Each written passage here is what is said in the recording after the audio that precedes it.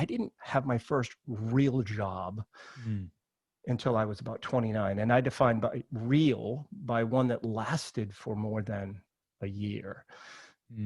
29 years old, and I hadn't really stuck to anything because I always had that entrepreneurial drive. Well, hey, what's up, everyone? Welcome to the Rock Your Brand Podcast. I'm your host, Scott Voelker, a serial entrepreneur on a mission to help you. This show is designed to teach you, to inspire you, to motivate you to take massive action and build a future-proof business. So, whether you're just starting out or taking your existing business to the next level, this is your home. Now, if you're ready, I'm ready. Let's rock your brand. What's up, guys? Welcome back to the Rock Your Brand Podcast. This is episode 888, and I am super excited you're here because I've got another great featured guest. And this one here is a little bit different because the guy that I had come on here for this interview, he's been on the show before a few times, and you guys know probably who he is, and you know him as the guy that also helps people buy and sell their own websites, their brands, and that guy is Joe Valli from Quiet Light. And I wanted to get him on to not necessarily talk about that. I wanted to know about Joe. I wanted to know, Joe, how the heck did you get to where you are today, to where he just said, literally, their company is going to be selling a business for $20 million. That's right, $20 million. But they still do sell websites and brands that they might only be $30,000 to $60,000. So it's all over the map. But the crazy thing is his story is just really, really cool. And it makes me think of myself a lot as when I was a kid, when he started, and I'm going to have him tell his story, which he will, and he gives you all of these really great details about his childhood, but then all the way up to where he was doing these other things and thought that was going to be his big ticket, and also how he got burnt on one of his purchases of a website that he bought before he actually started doing it himself. It was like $265,000, and then as soon as he bought it, the thing, Google slapped it, and he lost all of his traffic. He's got a common theme, and that is usually when he makes some type of mistake or something doesn't work, it generally costs him about $250,000. And you're going to hear all of the ins and outs of these stories.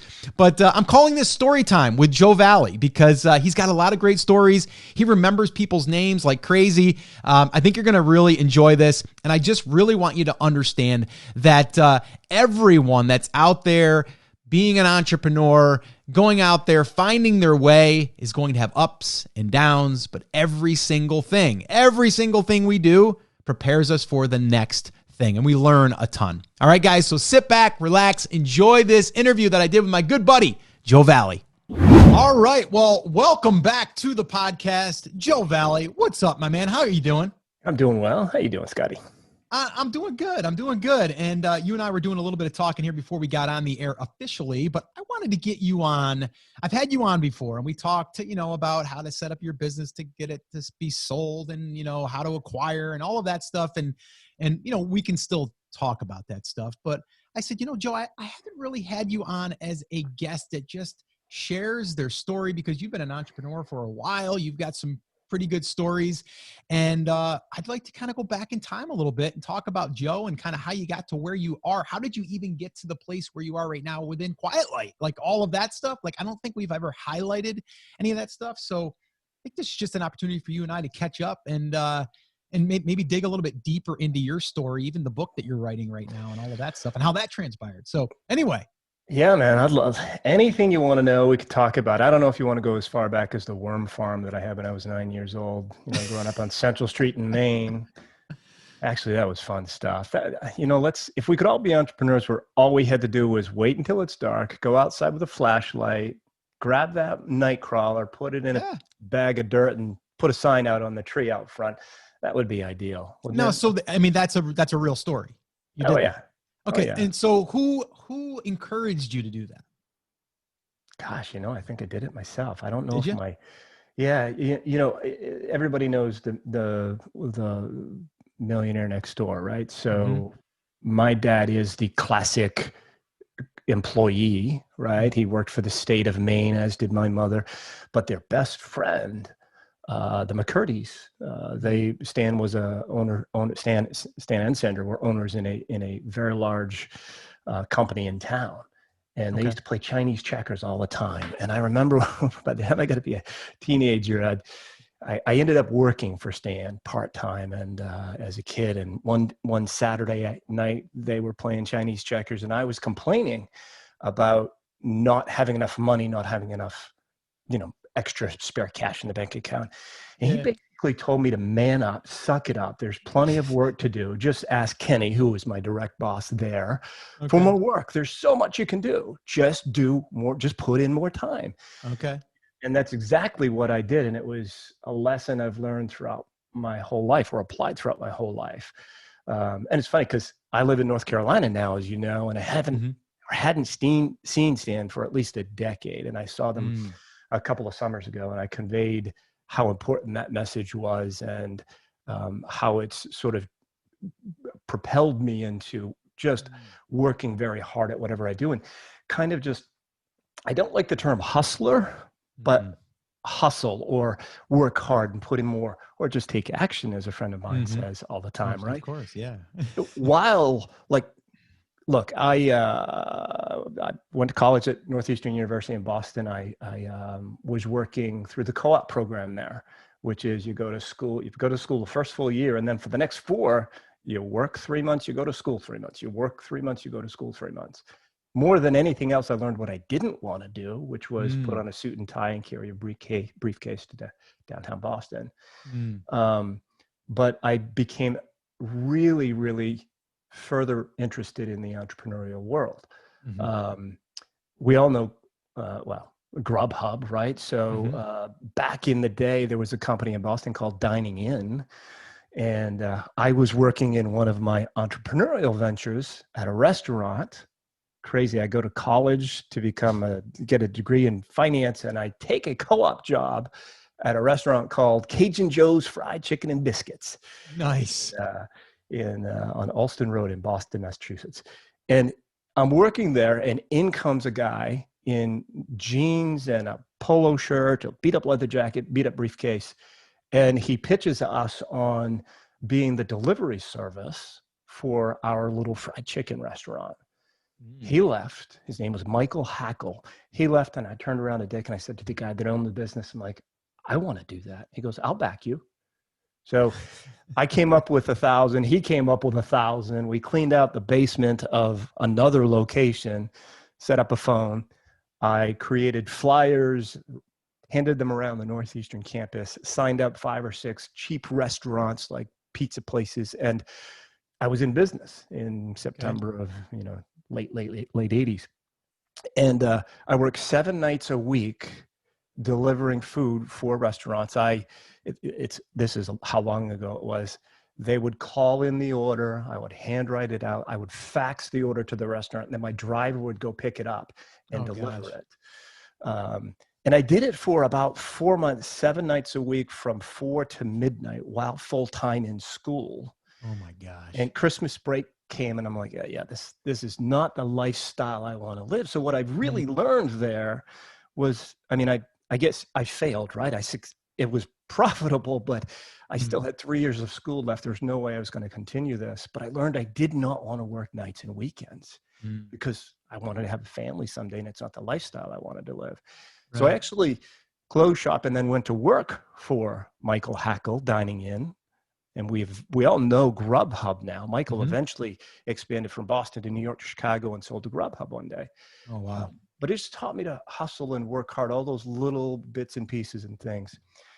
But I kicked around a long time, Scott. I feel for the parents that have kids that are haven't quite figured out what they're going to do yet. And they're teenagers, and they're not sure what they want to do in college, or they're in their 20s and they're not sure what they're going to do for the rest of their life. And I always say, look, I didn't have my first real job until I was about 29. And I defined by one that lasted for more than a year. 29 years old, and I hadn't really stuck to anything because I always had that entrepreneurial drive. And I worked for a company in Portland, Maine, and I interviewed for them on a Saturday. And the person that interviewed me, there's a theme here. She had sweatpants on. And I was like, I love this place. Go back to when I interviewed for Cajun Joe's Fried Chicken and Biscuits. And when I interviewed for that job, the guy that interviewed me said, so do you like beer? And I was like, I got to work for this guy. I got to work for her. So I knew the dressing up and pretending to be something more than you are wasn't really for me. But I worked for that company in Maine, Talk America. I was like employee number 34. And we went from 17 million that first year, which was like 94. In 95, we did 34 million. And in 96, I think we did 105 million in revenue. Wow. So we went from me being employee number 34 to over 1,000 people there. Wow. And it was incredible. It was awesome. It was wonderful. There were days, most of the early days, I couldn't imagine working anywhere else because you come up with an idea, you implement it, you just drive revenue and whatnot. And then later on, as we had 1,000 people, I felt like a worker ant and I couldn't imagine working there another day. And I learned again, that second full year when we did 34 million in revenue, the owner of the company is a privately owned company, Rob. And by the way, I know way too many people like Rob. Rob built this incredible company, but had no more than a high school education. Just incredible success. But he made something like 5 million, net income in that $34 million year. The next year, crazy growth, closer to 105 million, and he actually lost reportedly like $3 million. Wow. And it made me realize, okay, I don't care about top line revenue. It's really how much you keep. And those days when we had, a couple hundred people, 1/5 the size of when we did, 100+ million and 1,000 people, were better. And I was happier and the team was more cohesive and whatnot. So I left that company for a very specific reason. And I'm pointing out a lot of my faults here. How do I say this? I couldn't keep my mouth shut, Scott. Right? I wasn't happy and I expressed it. And the person in the sweatpants that interviewed me that day, and I won't say her name, but we became good friends early on. And then as the company grew, because she was an employee so early on, she was just appointed to grow in her role and in her role and in her role. And I said more than once that she had been promoted to her own level of incompetence, which is not a very nice thing to say. And so I kind of had to, I saw the writing on the wall and it was time for me to leave, because if I hadn't left, I was going to be fired. But that term right there, promoting yourself or getting promoted to your own level of incompetence, I think is critically important for any entrepreneur to understand about themselves now. Like, I know this about myself. I'm not great at managing staff. I'm not great at detailed long-term planning. So I can't promote myself to, or the company that I'm with now. Mark and I, we can't, both of us are this way. We don't want to have a high level of employees with an intricate HR organization, because we'd be promoting ourselves to our own level of incompetence. And I find that a lot of people think they start a company and they're going to be the next Mark Zuckerberg or Scott Volker or Ezra Firestone, whoever it is. They've got to figure out when they have gotten to the point where it's not the fun ride anymore and it's not exciting anymore, and they've got to move on to their next adventure. And I did that a few times. you're not asking me any questions and I'm just flapping my jaw. I don't know. No. Is this how they always go? No, this is really good. I've got some questions, but I want you to finish that thought, because I think it's important to paint the picture that everything that you were doing up to this point kind of led you to that next thing, right? It's kind of like you always kind of like build from the skill that you just did, and you learned a ton. I think the one great thing that you outlined was you created this little mini company, right? You thought it was going to be awesome delivering stuff. And then all of a sudden you did it. You're like, oh, wait a minute. That wasn't as good as I thought it was going to be. Like there's more to this than I had thought. Yeah. And the same thing goes for the company that you then started working for that grew to 1,000 employees. You thought one thing, but then as it grew, it changed. Yeah. Right. And it changes, or we change, right? And that wasn't your goal. And, for you to identify that and to say, okay, so now what's my next move? So that actually is my question for you. Like, as that's happening, right? You're in how long were you at that company that grew to 1,000 employees? 3 years. 3 years. So I was there from January of 97 till maybe end of August, 3.5, I guess. So January of 94 to mid 97. You're there for 3 years. In your head, when you first started there, did you think this is something you were going to be able to ride for a while? Oh yeah. I remember being in a meeting with a bunch of us who had been promoted to our own level of incompetence with Rob, and Rob stood at the top and he told us he was going to make us all millionaires, that the goal was so big and whatnot, and do all these different things. And in hindsight, that's what Rob was doing, is promoting himself to his own level of incompetence, because he didn't have that skill set, and we all bought it.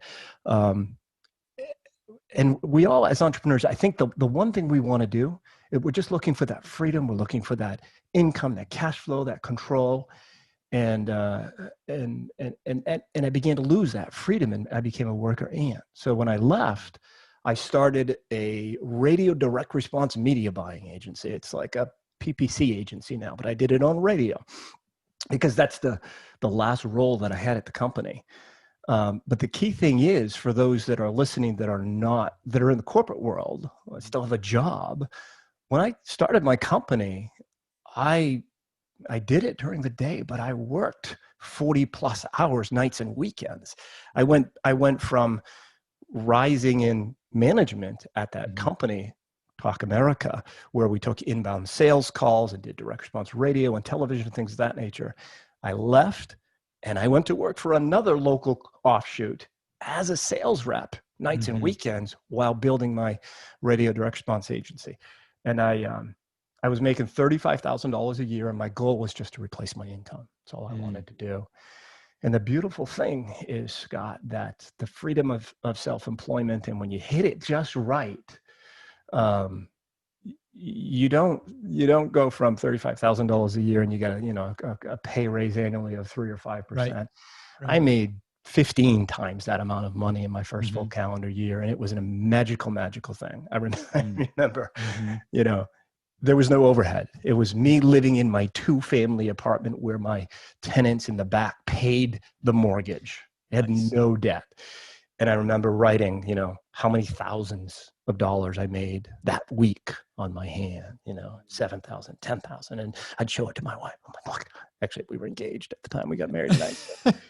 But it's a beautiful thing. But again, with that, I took it from just me to I can't handle all the growth. I need to hire somebody. I hired a guy named Pete, and I hired Carrie, and then Marsha, and a few other people.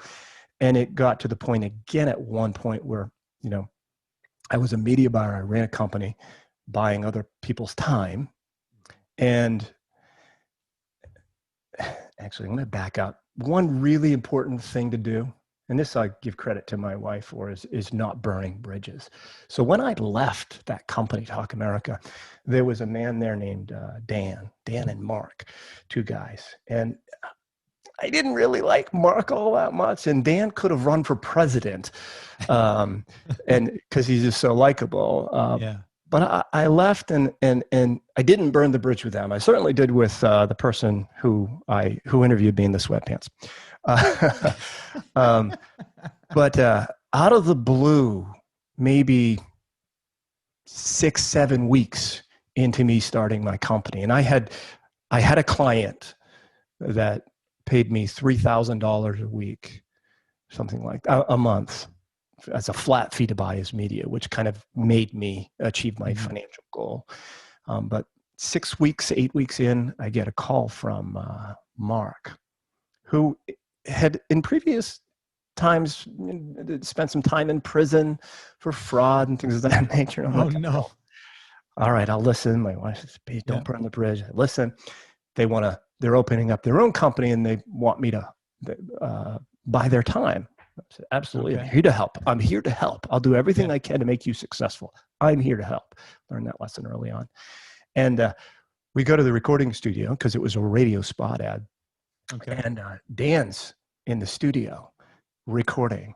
And the opening line to the ad, and I still remember it to this day, is, "How'd you like to look better naked? Now you can with Fat Assassin." Dan was tipping the scales at like 375 pounds. This dude is huge. Wow, big boy. I leave the studio. I've got the cassette tape and I pop it in my car and I listen to 2 ads on the way home and I think, neither one of these are going to work. That's a shame. All right, whatever. I'll do the test. I spent $8,000 for them. I bought 4 different stations roughly per ad, and one of them did absolutely bomb. But within, the other was a hit, and within 3 months, 4 months, I was spending about $100,000 a week on radio time for those guys. Wow. And it was just a huge success for a couple of years, lots of different ads rotating in and out and testing different things. And I found my key role at that point was to make sure that the backer of them, who paid for all the time, stayed in good graces with Dan and Mark, because Dan and Mark ran the call center, and the backer was really the owner of the product name. And my role was to manage their emotions and expectations. Mm-hmm. Of course, I had to buy great time and invest their money and get a good return on investment, but I also had to keep the emotions and expectations in place. And it worked for a long time. But from it, as soon as they went away, I had a guy walk through my office and said, "Man, I hear you buy great time. I'm opening a call center. I've got this other person that that writes some great copy. I think you should develop your own product and send the calls to me." I did. It worked. I made a ridiculous amount of money.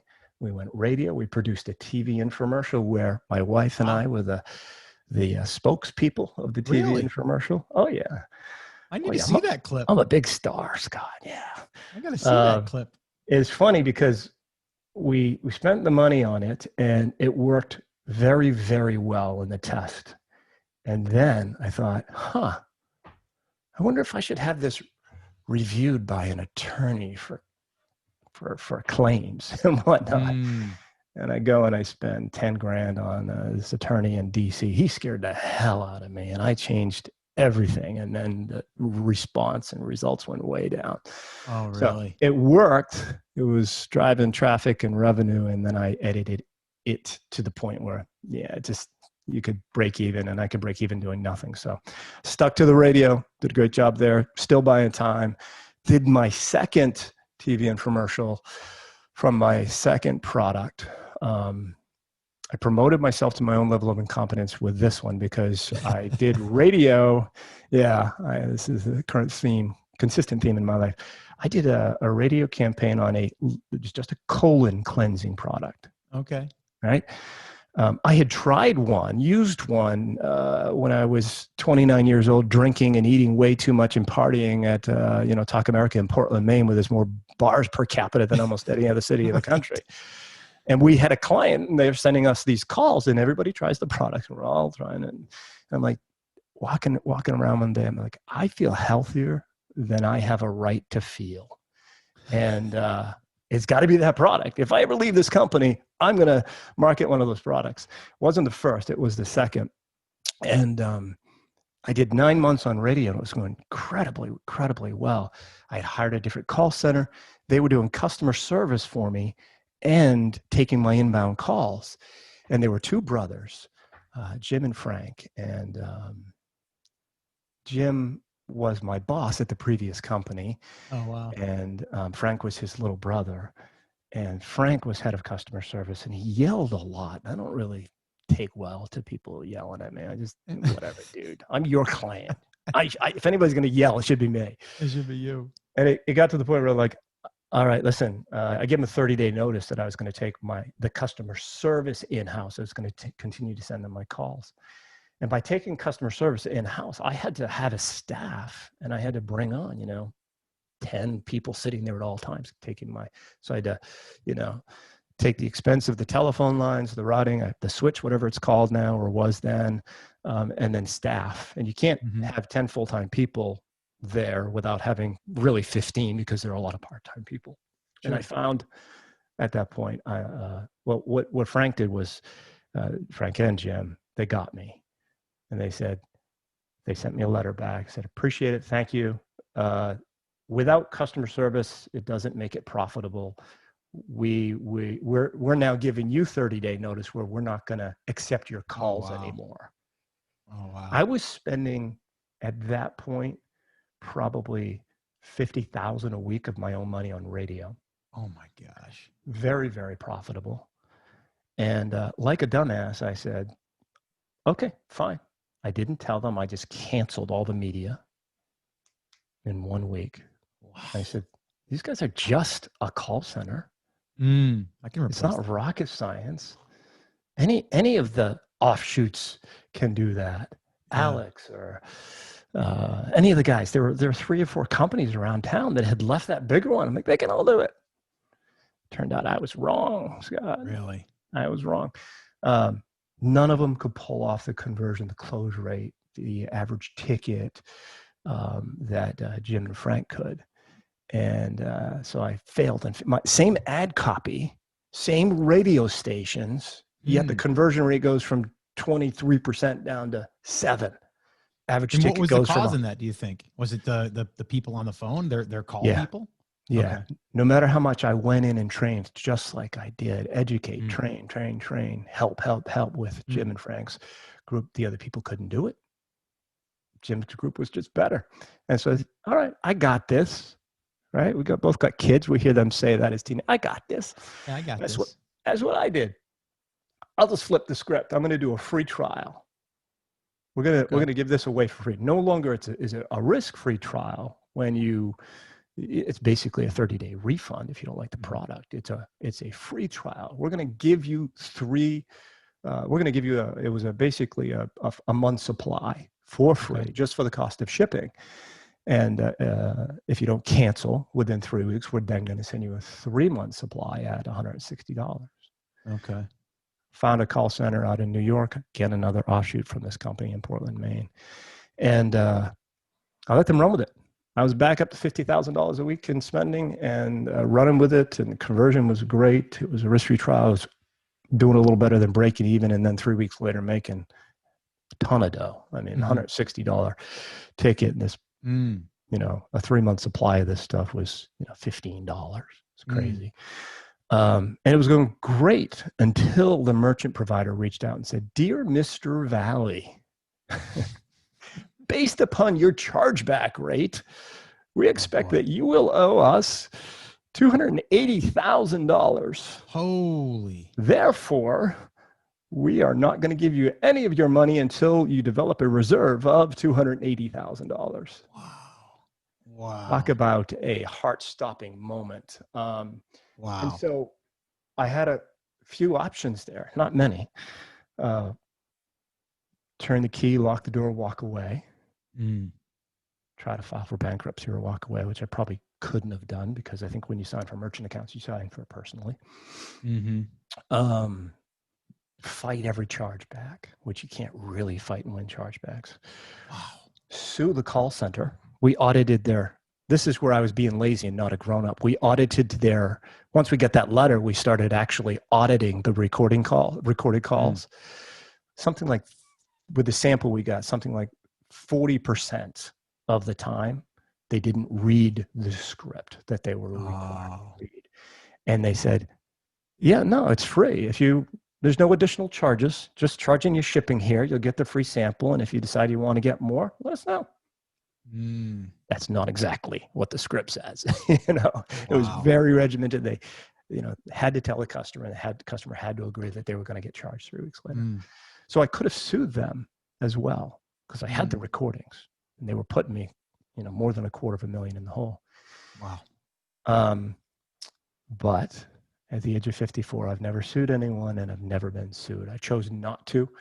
And I thought about the customer that had been lied to, every single one of them. And I wanted to make sure they got their money back. And if I sued this company, I wouldn't necessarily make sure these customers got their money back. And so I fought to survive and negotiated a deal with a merchant company, and I pre-funded chargebacks every week.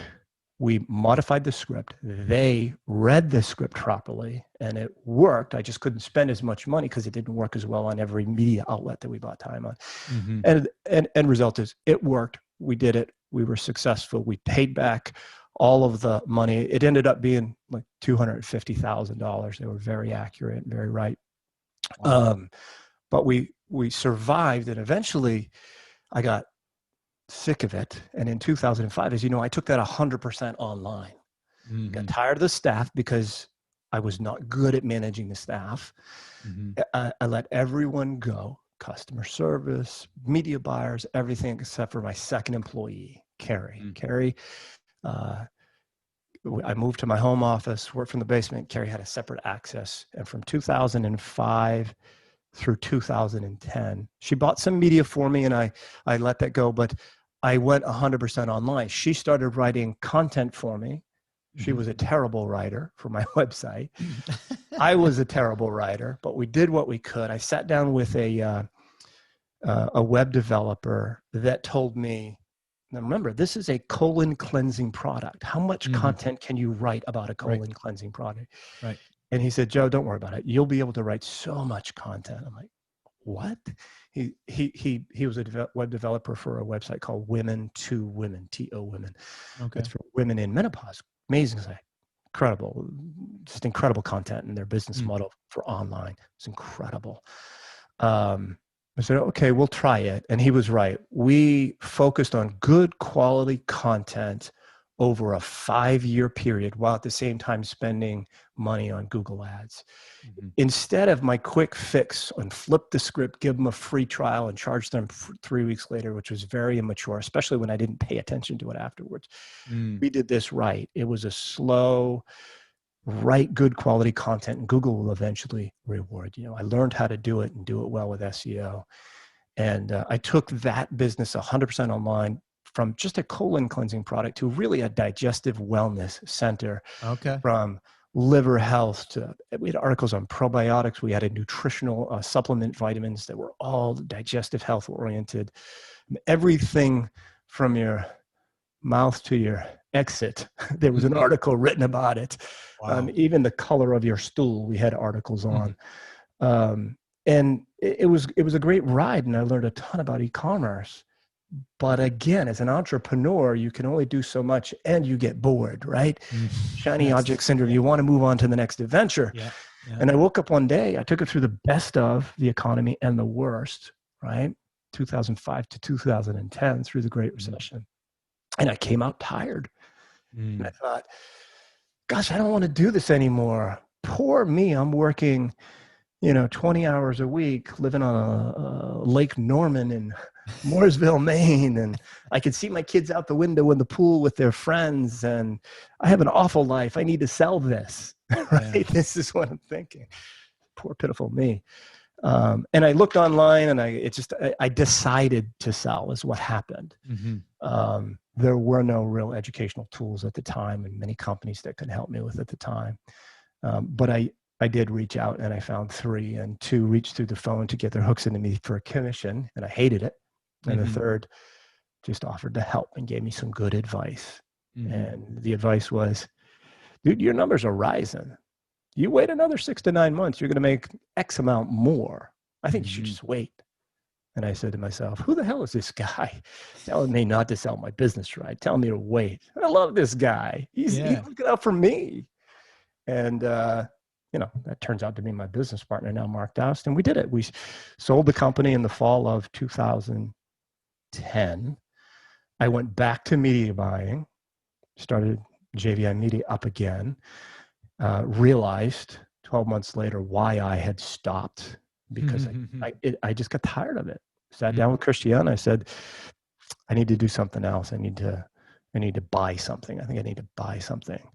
So, and she said, well, and I really enjoyed the process. So simultaneously between looking to buy a business, I was also talking to Mark and Jason here at the time to join the team at QuietLight. And I did both at the same time. I bought a business March 1st, 2012, and joined QuietLight at about the same time. With the business I bought, it was a content site that I thought I knew a lot about, but all I knew how to do was write good quality content over time and be rewarded, but I didn't know how to analyze a content site for SEO rankings and things of that nature. And I thought I was pretty smart. And I said to myself, I got this. And so I bought it. I spent about $280,000 on a content site that had 6 keywords, and I know this in hindsight, on page 1. And 42 days later, it got hit by the Penguin update. Yeah, I got a call from my affiliate company giving me a heads up. Hey, just thought you should know this Google algorithm update happened. Who's your buddy in the background there? That's Maisie. Hey, Maisie. She's our doodle. Maisie, meet Dasher. Dasher's in the background there. Yeah. Maisie's poop is as big as my dog, probably. Right. Anyway, the affiliate company gave me the warning, and I'm like, nah, no big deal. But within 6 months, all my keywords were off page 1 and nowhere to be found. And within that 12 months, that $280,000 was gone. It was a great lesson for me. I really should have had somebody help me, regardless of how much you know. Yeah. Having an outside person look at the business you're buying or selling, would have been great at the time. What did you end up doing with that? I don't think I know the story to that point. Oh, I eventually just, I looked at the ability to, I read every article on how to overcome the Penguin update, and they were all way too much work and way too much time. And I really, I had decided it was the business I bought was called intexasautoinsurance.com. And my thought, it was an auto insurance affiliate site just for the state of Texas. And my thought was, I'm going to do that same thing for every state in the country, very niche down, good quality articles for every state in the country. And the insurance companies are going to, pay me lots of money. Yeah. I didn't have the patience to do that after the fact. I didn't, I wrote articles for the In Texas Auto Insurance. I hired content writers for the next year, and it just didn't even come close to overcoming the Penguin algorithm update penalties that I got and the punishment that it got. And so what was the penalties as far as, like, was it negative backlinks? Was it, it was the backlinks content? It was backlinks. Yeah. In hindsight, looking at what this guy did, I bought the company from a guy in Greece through a broker down in the Southeast, internet business broker down in the Southeast. And then the seller was some guy in Greece. And, at that time, all you had to do was you could pay companies with lots of traffic for links, and and looking at the backlink profile that was there, it was from sites that had absolutely nothing to do with the state of Texas or auto insurance. Right. It was sexually oriented sites, pot smoking, drug smoke, whatever. It was just everything but what it should have been. So Google eventually figured that out. But the lesson for me was, if you cheat, these guys are pretty smart. You're going to get caught and you're going to lose. Yeah. I hear a theme there with 280,000 and 250,000. It's like $250,000 like lesson for you. Yeah. During that same time period, remember, I bought the media a house. buy was like, what? Chargebacks was like around 250, 270. The chargebacks was 250, 280. This was 280. And for take, I bought a house in July of 2006 in North Carolina, which is the absolute peak. Yeah. I lost somewhere in that range as well. So I lost close to $750,000 in ventures.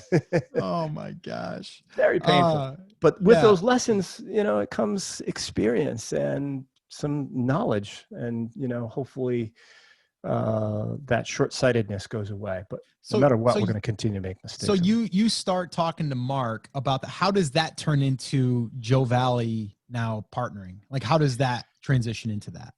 Well, just like when I was 7 out there getting worms in the worm farm and hustling in college and working hard, doing 2 jobs in the first company that I launched and whatnot, I did the same thing here at Quiet Light. I went to a stale lead list where people had reached out for listing information and never listed their business. I reached out to every one of them. I just worked really hard and I made myself invaluable. My first full calendar year here, I closed 23 transactions. The average value back then was, maybe $150,000. And then in 14, 15, 16, so on and so forth, I was 50, 60. At one point, I was 70% of all of Quiet Light's closed transactions. And I just loved it. I was helping first and foremost and loved it. And it was paying off. I don't know if you've heard me say this stat, but conservatively, I've talked to over 5,000 online entrepreneurs about their business and looked at profit and loss statements and things of that nature. That's conservatively, over the last 8 years. With that comes some experience and knowledge in terms of advice giving and brand and reputation, personally and professionally with Quiet Light. So it got to the point where I just sat down with Mark and I said, the one thing that I'm missing here is equity. I've always had it. I've owned my own companies. I don't have that. Let's work that out. We worked it out. We inked it. And, we've grown something like 40% year over year since then. And even with the pandemic, even though we had a bit of a pause in March and April, I still think we'll hit those numbers. And the crazy thing, Scott, is that, back in 2013, the average transaction close was, around 150. With each year it grows. And there was a time when we said, we had our competitor, FE International, that so many folks know about it as well. They had closed a transaction for Drip, for Rob Walling, who's been on our podcast lots of times. You should have him on yours if you haven't already. It's a hell of a story. He is a great entrepreneur that has done so much more than me. Rob Walling, look it up, folks. Scott, you should have him on. But he sold his business for $10 million. Right. And he did it through FE. And we were like, we'd never want to do that. I don't ever want to be, shirt and tie investment banker type folks, having to fly all around the country doing $10 million deals. Well, people that we work with coming back, they did $125,000 site, then they've got a $500,000 one, and then they've got $1 million one, and so on and so forth. Ramon, who we've talked about, his first site that he sold was $7,000. The next one that he sold was $20,000. The next $220,000. The next $8.75 million. And we had those last two. And so no matter what, we're pulled and pushed in the direction of the M&A world. We're all getting certified now. We're closing a transaction next week, well, actually next month, right? So this is late September 2020 we're recording, but it's a $20 million transaction. Wow. We just keep getting, pushed and pulled in certain directions because of the people that we've helped and we worked with. Now, we always have this conversation about not promoting ourselves to our own level of incompetence. Sure. And we've got to be very careful about that. Even though someone may love us and want to work with us and we have a great relationship with them, we may not be the best option. You and I have a good friend in common who, certainly not going to say his name, but I'm pretty sure he's under LOI right now for a mid 8-figure. Yeah, I guess it's 8, right? Mid 8-figure transaction.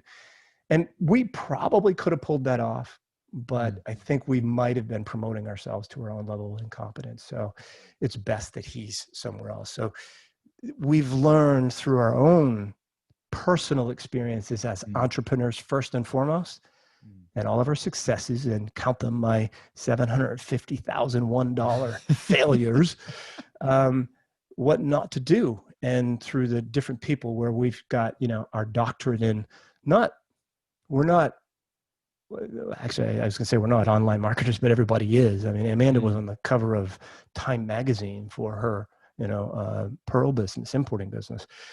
Jason was a super affiliate. Everybody's got experience. Chuck, who you know, Dude was making 80 grand a month in college I know. online, you know? But we're more, you have the expertise where you're living it every single day on building a brand. Yep. We're helping those people now understand the value of that brand through our own personal entrepreneurial experiences. And now the 8,000 people that I've talked to and the tens of millions, hundreds of millions actually in transactions that we've closed over the last 14 years. Somebody quoted that we've closed $1 billion in transactions, and that's a stretch, folks. I personally am tracking towards 100 million, and that number sounded impossible to me a few years ago. The reality is that it's going to sound small in a couple of years. Brad's got one that's just under 25 million that he's working on an LOI. So my 100 million in total transactions closed is going to sound sad and pitiful in a short period of time. But we all grow with our experiences with age and with our mistakes. You can't, as I tell my kids, you can't live life safely. You have to take risks, and you have to not be afraid of failure. And just go out there and hustle, work hard, try it. And if it doesn't work, that's okay. You learned a ton and you can move on to the next one. The same goes for the entrepreneurs that are building an online business. Just gotta be careful not to risk everything, right? Because you may not get the opportunity to do it a second time.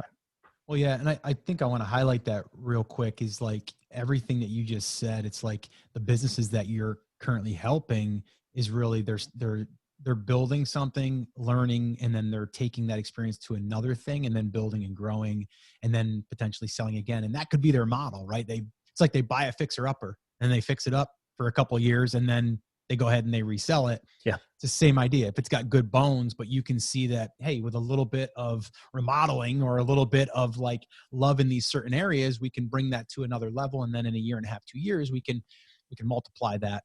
But in the same breath, we're talking all these big numbers and everything, but to some people, they're not after that, right? They're after just building a sustainable business, skills, whatever that provides a living so they can watch their kids play soccer or, baseball or whatever.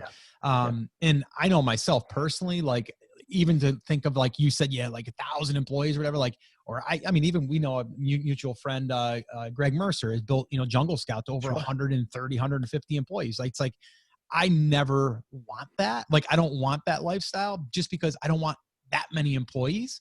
It just stresses me out to even think about that. Yeah. But that doesn't mean you can't build a nice size business that produces enough income for your family, enough to invest, but also, who knows, maybe you trade up. You know what I mean? Like you buy something now, you sell it, and then you build something, or you buy something that's already now fast-tracked you to what it took you to get there 2-3 years. Yeah. And there's absolutely nothing wrong with building that business that's sustainable and focusing on it. Ewan Finsner, I don't know if you know Ewan or not. That's what he does. He buys content sites and he wants to become, the Berkshire Hathaway of content sites, buys them and is building a portfolio of them and just focusing on building value and recurring, somewhat recurring revenue of it. The sad fact is, Scott, that life's going to pass us all by very quickly. You and I got more gray on our heads than when we first met. Yes, it's true. It's funny. The shorter we cut it, the grayer it looks. Yeah, I know. Thanks to Chris Schaefer. I did get my hair cut, Chris. I got it cut. Thank you very much, my friend. You were commenting on how we just wish we had that head. Well, I had to get it cut. I wouldn't look as old if I just shaved this great chin of mine. But the importance of a sustainable business and a lifestyle business when you've got kids and families critically important. We both have kids that are grown and flown, so to speak. You're a grandfather now. Mine, I've got one as a freshman in college. He's at the Walnut Street campus upstairs now because NC State's not in session. And another is going to be there before you know it. And I'd rather spend my time with them while they're around than working 60, 70 hours a week in a business. So if you've got a content or a brand that's out there that it's sustainable and you love what you do, by all means, keep at it. Enjoy that life. Enjoy the business. Someday you're going to have to pass it on. So eventually, prep it for your kids or your somebody, Yeah. You're not going to live forever. So Yeah. So let's wrap this up with number one. Where's Joe Valley in the next 5 years? You even gonna be able to kind of say like where do you see yourself? I mean, I know Quiet Light and all of that stuff. I mean, Sure. you're in the process of writing a book, which we'll probably have you back on once it's published and we can talk about it. But where are you? Like where are you going? It's a good question. Mutual friend of Chuck's and a guy named Mike Nunez said it very well, and I'm just going to say what Mike said and paraphrase. There was a time when all I wanted to do was work and make as much money as possible. Work. Now I want to continue to make money, but I want to work as little as possible. Yeah. So I know. I'm trying to frame up my life so that I can, still help as many people as possible, but without the daily grind. Mm-hmm. Like literally my calendar every Friday is blocked. No one's allowed on my calendar yet. I still let people sneak in. It still gets in there, but trying to control my time in my life so that I'm still helping as many people as possible, which is, I keep saying that, but the model for me is help as many people as possible. And in turn, I'm being helped grow my own business and brand and reputation. I don't know what is beyond Quiet Light. I enjoy what I do, and maybe I'll just continue to do what I do, but eventually transition into a brand ambassador or something or other. I don't know what, the Exitpreneurs playbook will bring. It might just be a manual for those that want to understand, and that's all it is. It may put me in a different position as a best-selling author. I don't know exactly, but it's controlling that time and that grind more than anything else that I'm trying to do and move towards in the next 5 years. So if anybody has any wisdom to share with me, please find me and tell me how you did it, what you do, or who to talk to, because I need the help and guidance there. Well, hey, Joe, man, thank you so much. It was great. I could sit here and listen to stories all day long. I love it too that like all of these guys' names, like you're like, like the last name of your next door neighbor, and like all of the, and I can almost like visually see them, even though I can't. Like I've got a 340-pound man that I heard was it Chuck? No, it wasn't. That's Dan. That was Dan. Yeah. Right. He could run for president again. He'd probably win today, but yes. Yeah. So I think if we go back even to just like, to kind of sum it all up, like even back in the day when you were, doing the night crawlers and selling them, it's learning and then adapting to the next venture and then adapting to the next venture and then learning and then having a $250,000 lesson and then coming back and trying to learn from everything. And you're not done learning, right? It's like we have things to learn as we grow. And I think that's what we're all doing as we move on in life, right? It's like we all have room to grow and learn. So again, man, I want to thank you for taking time out of your day and hanging out with us, and definitely let us know when the book is out. I think it's going to be probably spring, I think is what you said, possibly. Yeah. Spring 2021, right? Yeah. And we'll definitely get you back on, keep up with you. But where can people find out more about Joe, Quiet Light, all that stuff? Find me on LinkedIn, of course, Joe Valley, but quietlightbrokerage.com. I'm there. YouTube, the same thing. We've got lots of content, articles, videos, and quietlightbrokerage.com. Yeah. Awesome. All right, Joe, this has been great. Thanks again, man. I appreciate you. And one of these days we're going to have lunch in person when we get out of this pandemic crazy thing. Someday soon, I hope. Thanks, Scott. Appreciate it. All right, man. All right. Well, there you have it. I wasn't kidding. I could sit there all day and talk to Joe. Joe reminds me of, a guy that I would sit down with and he would just tell me story after story after story. And it would just never get old. He's got so much detail on his stories, and he's just a really great guy to hang around with, but just to kind of listen to. He's got a lot of wisdom too. He's done a lot of things in his day, as you heard. And one of the things that really stood out to me that he kept saying over and over and over is do not get yourself in a place where you're not good at that task. Like, don't set yourself up to grow into a position that you're incompetent. right? Like that you're just not set out for that. You don't have to be. There's people that can do that for you. But every time he said that he's seen a business either grow and scale, it's when then they would take that person or maybe try to graduate that person into a position that it wasn't their type of position that they should have been in the first place. So again, just great conversation with Joe. Love Joe. He's a great guy.